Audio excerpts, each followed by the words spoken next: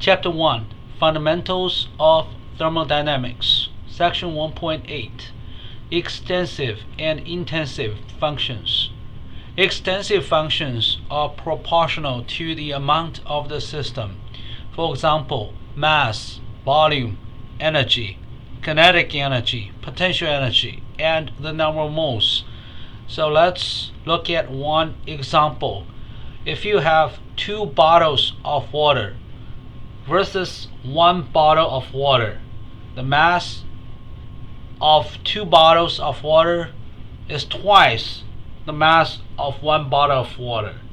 The volume of 2 bottles of water is twice the volume of 1 bottle of water. Therefore, mass and volume depend on the size of the system. It's a little hard to imagine, but the energy of 2 bottles of water is also twice that of 1 bottle of water. How about number of moles? Same thing. Those extensive properties are proportional to the amount of the system, or you can say they are proportional to the size of the system, or you can say they are proportional to the number of moles of the substances in the system. Now, what about intensive properties? Intensive properties do not depend on the size of the system. For example, molar mass. Whether you are talking about 1 milligram of water or 1 kilogram of water, the molar mass is the same, 18 grams per mole. Also, you can talk about molar volume, molar energy, kinetic energy per atom, potential energy per atom, and density. They are all intensive properties. Again, another example, the density of water, it does not depend on the amount of water. Temperature, pressure, they are both intensive properties. How about concentration? It also depends on, it also does not depend on the size of the system. Let's say if you have, for example, 1% ethanol in water, all right, and then you have 2 cups of those 1% ethanol in water.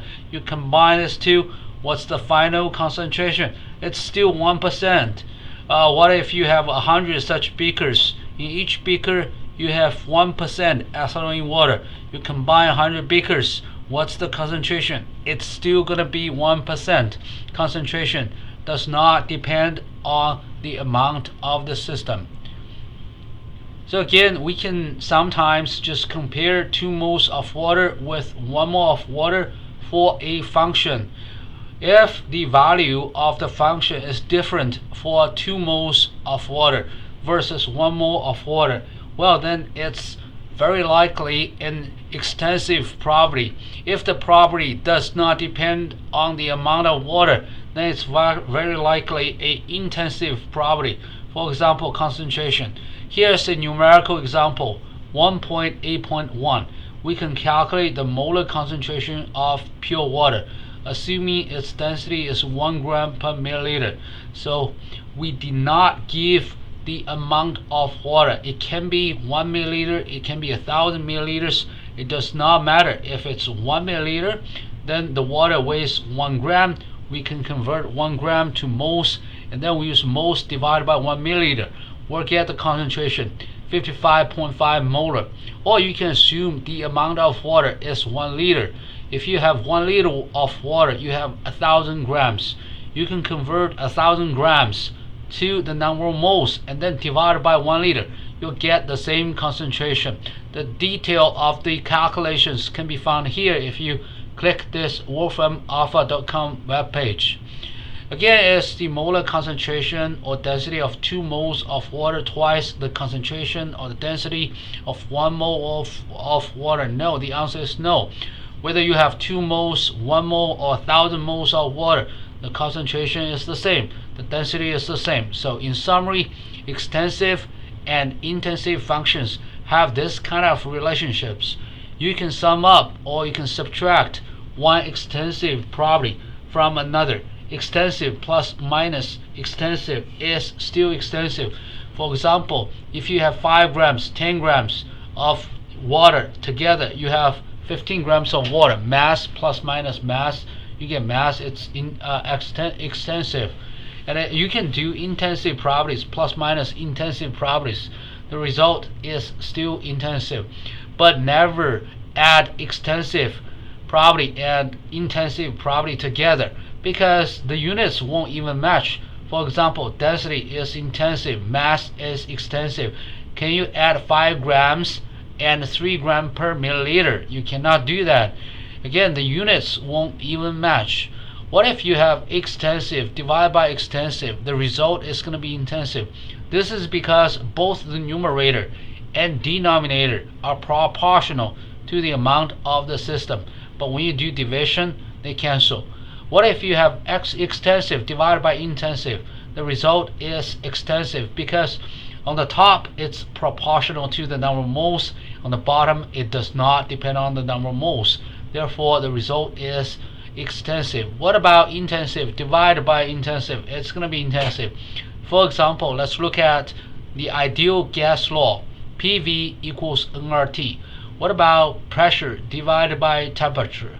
P over T is nR over V. Actually, nR over V is intensive. It does not depend on the amount of system. You might say, wait, doesn't this N, the number of moles, depend on the amount? But also V depends on the amount. So if you think about this, if you have nR over V, both the numerator and denominator are proportional to the amount of the substances. So nR over V is actually intensive. Also, nR over V is actually R over the molar volume. Molar volume is an intensive property. And finally, intensive times intensive is going to be intensive. In thermodynamics, the most important thermodynamic functions are internal energy, enthalpy, Gibbs energy, and Helmholtz energy. U, H, G, and A, they are all extensive properties. They depend on pressure, volume, temperature, and entropy. Among these 4 variables, pressure and temperature are intensive. Volume and entropy are extensive. So if you have 2 moles of helium gas versus 1 mole helium gas under the same condition, well, the entropy of 2 moles of helium is twice the entropy of 1 mole helium. Over here we have a wheel of thermodynamics that shows you the relationship between U, H, and A and G. So those equations are pretty much the definition of those thermodynamic functions. H is just defined to be U plus PV, and G is defined to be H minus TS, and A is defined to be U minus TS. We can derive the other equations. So again, this is the wheel of thermodynamics that illustrates the relationships between UH and AG. So now let's look at one equation over here. P is intensive, V is extensive, so P times V is extensive. It does depend on the amount of the system. It's proportional to the amount of the system. U is also extensive. Now we have extensive plus extensive, therefore H is extensive. So again, U, H, G, and A are extensive. Pressure and temperature are intensive. Volume and entropy are extensive. Now more of those thermodynamic functions. This time we're going to look at molar internal energy, molar enthalpy, molar Gibbs energy, and a molar Helmholtz energy, molar volume, molar entropy. All of these are intensive properties, because whenever we say molar, we have to divide the property by the number of moles. For example, U sub m is the internal energy over the number of moles. Both U and the number of moles are extensive properties. So after we do the division, the result does not depend on the amount. So in this wheel of thermodynamics, you see molar internal energy, molar enthalpy, molar Gibbs energy, and molar Helmholtz energy. They are all intensive properties. And also look at one of the equations. H sub m is equal to U sub m plus P times V sub m. So every single variable in this equation is intensive. Molar enthalpy is intensive. Molar internal energy is intensive. molar volume is intensive, and we mentioned this pressure and temperature are both intensive. If you have two beakers of water, both 50 degrees Celsius, if you mix them, you're not gonna get 100 degrees Celsius. All right, the mixture is still 50 degrees Celsius. Also, if you have two balloons, in each balloon you have 1 bar air. If you put these two balloons together and then ask you, is the pressure doubled? The answer is no. You still have just 1 bar pressure in the balloons.